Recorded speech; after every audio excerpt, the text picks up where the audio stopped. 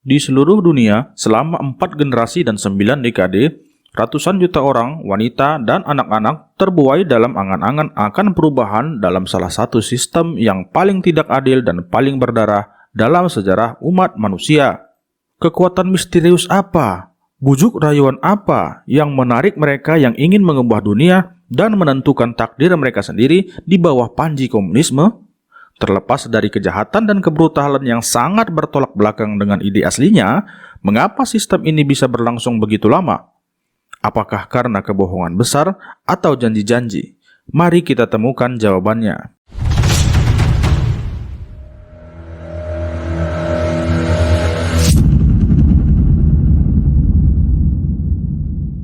Komunisme adalah campuran aneh antara humanisme dan teror, persaudaraan dan sinisme, pengorbanan diri dan kesengsaraan. Pada komunisme, kita menemukan sebuah paradoks antara yang baik dan yang jahat.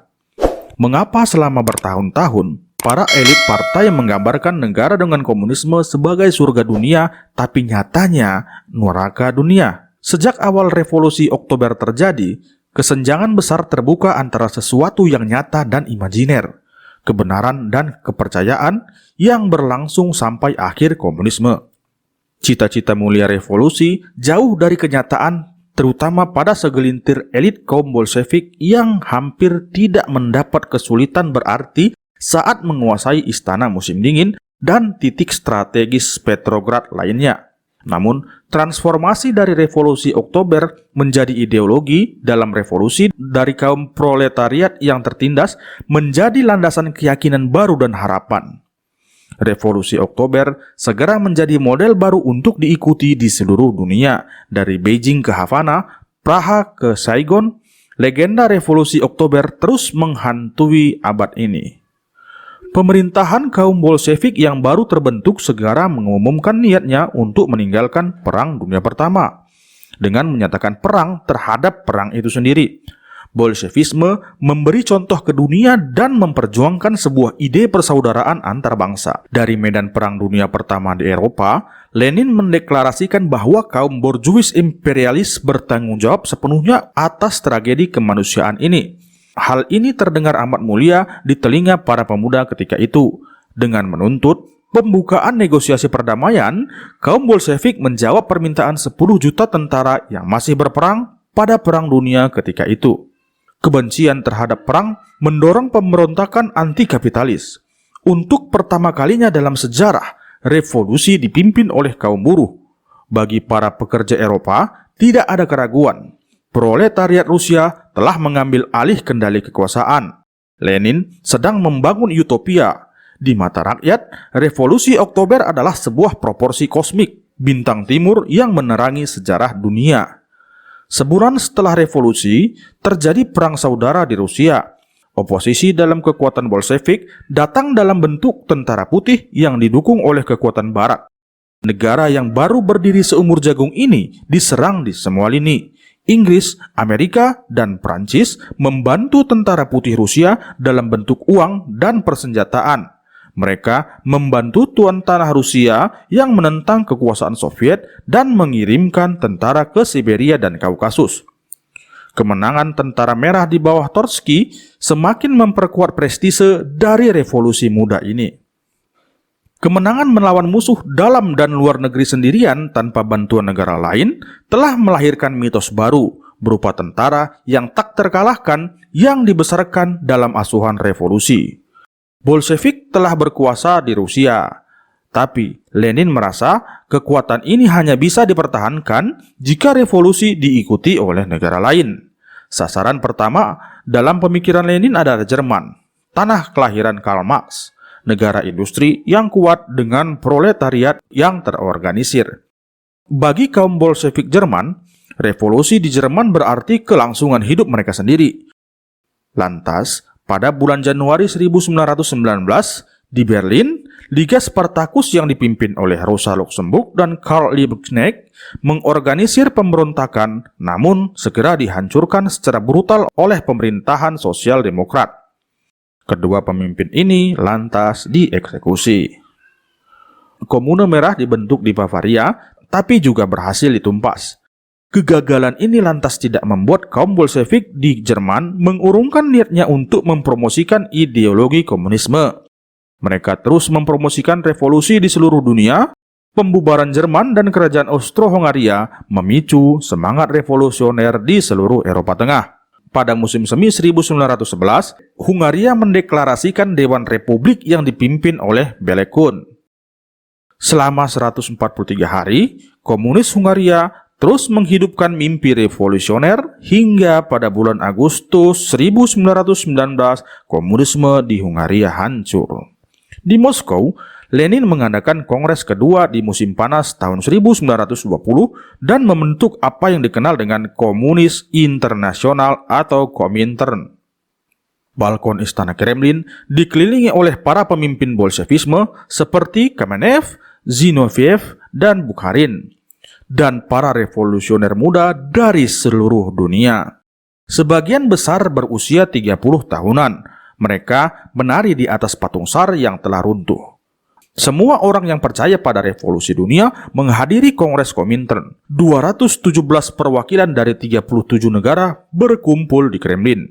John Reed, seorang jurnalis dan militan Amerika dan penulis buku 10 Days That Shocked the World, 10 hari yang mengguncang dunia, menulis, para delegasi ini ikut terlena dan terbuai dalam euforia karena sejarah sedang dibuat di sini saat ini di depan mata mereka.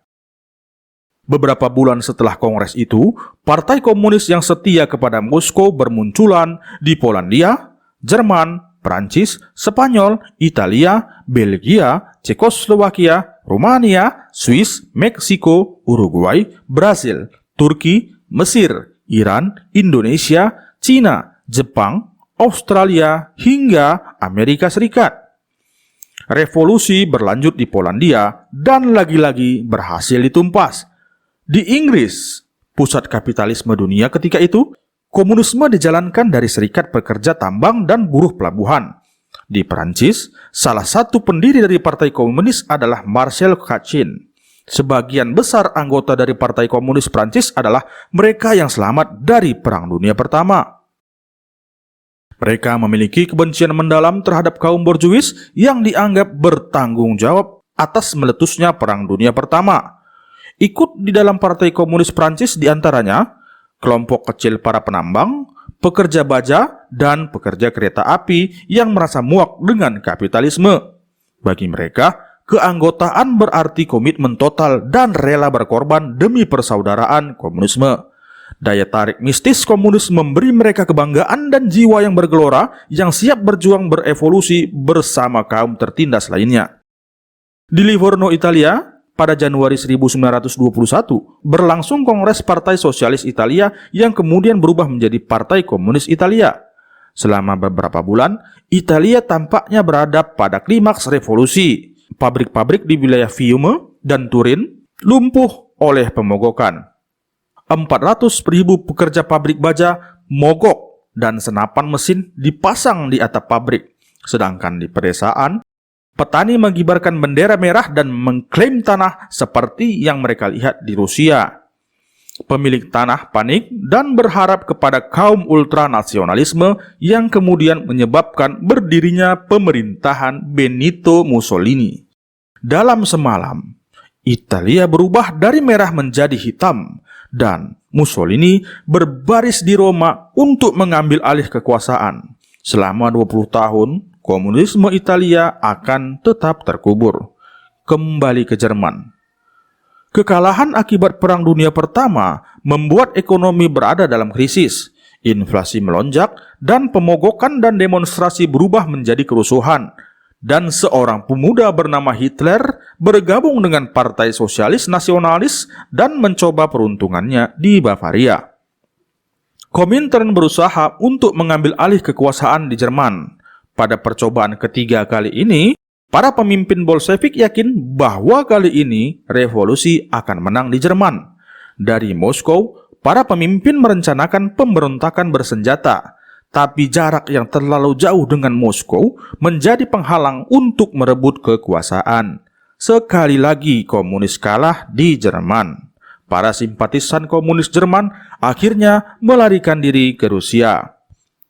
Walaupun kekalahan demi kekalahan dialami oleh komunis di Polandia, Jerman, Hungaria, dan Italia, tidak lantas membuat komunis hilang dari negara tersebut. Moskow menjadi tempat perlindungan untuk para simpatisan komunis militan sebelum mereka mulai kembali mengobarkan api revolusi di negara masing-masing.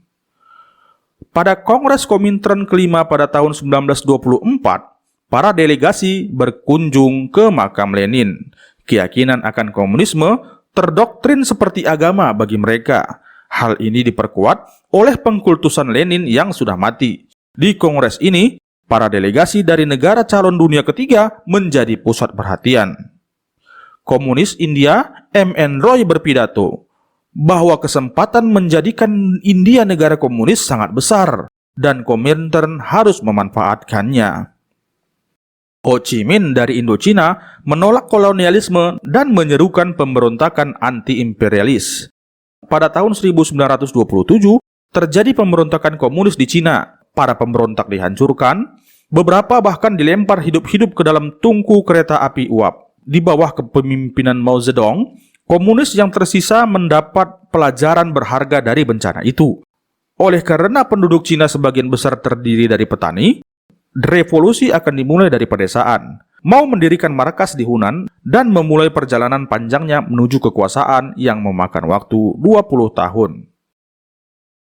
Di akhir tahun 20-an, daya tarik yang kuat untuk komunisme didasarkan pada mimpi dan angan-angan akan kehidupan masyarakat tanpa kelas sosial serta euforia atas kebangkitan kaum buruh di Rusia. Revolusi Rusia telah mengubah jalannya sejarah, dan itu cukup untuk memberi makan imajinasi dan mengintensifkan gairah kaum muda revolusioner. Itulah awal mula bibit-bibit komunisme tersebar setelah Perang Dunia Pertama di seluruh dunia. Kita akan menyaksikan bibit ini tumbuh subur setelah Perang Dunia Kedua pada episode selanjutnya.